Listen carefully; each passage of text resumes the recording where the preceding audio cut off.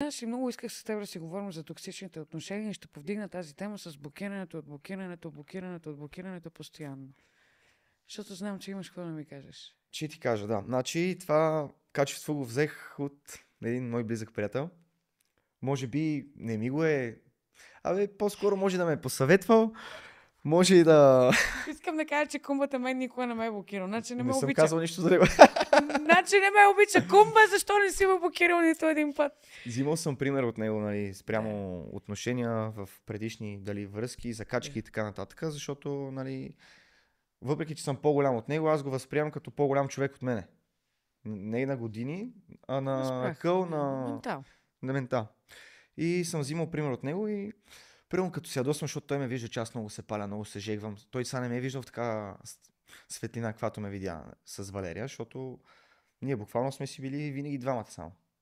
Не сме показвали чувства към жени. 6 години, щом си седял сам, ти само си имал някакви междинки. Да, 4, както казах в едно от видеята. Да. И, нали, до такава степен бях закрил това нещо, че малко се оплаших, че се отпускам толкова. Много се отпуснах към нея и тия блокираници по-скоро го правя, за да видя дали тя ще ме потърси. Детско е. Факт, детско е. Тя ми е обяснила. Аз и от Валерия доста слушах, защото наистина имам... Много ме кефи, колко си откровен.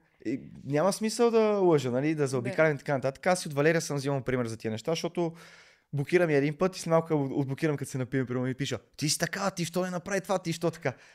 Детско е, факт, детско е. Не съм израсъл много във връзките да имам преценка. След тази връзка ще знам следващата какво да не правя. Нали, какво те научи Валерия? Научи ми да вярвам на очите си, а не на слухове, примерно. Браво. Защото... Ама по трудния начин ми го научим. Не мисля, че е толкова по трудния, защото след къщата, като излезнахме, реално като почнаха и епизодите, имаше много хорско мнение за нея. Сигурно и за мен е имал, нали, където мога да не е стигнал до мен, а до нея. И тя никога не ми е казала, те ми казаха: ти си такъв, ти си такъв. Тя си трайкаше. А на мене, тя така, тя онака, нямам си какво. И аз почвам, викам: леле, ама то така, ама то онака, ама дали е вярно.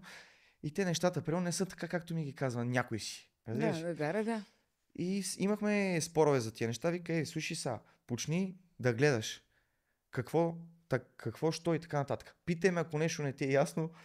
Ако си мислиш, че е така или не си сигурен, питай ме, аз ще ти кажа. И послушах я, разбираш. Олекна ми, послушах я, започнах да гледам. Колко години разлика имате? 7-8. 7-8, да. В смисъл, тя е по-зряла в това отношение, защото е имала повече връзки и жените, нали, са по-зрели ушки им развити и така нататък. Аз съм си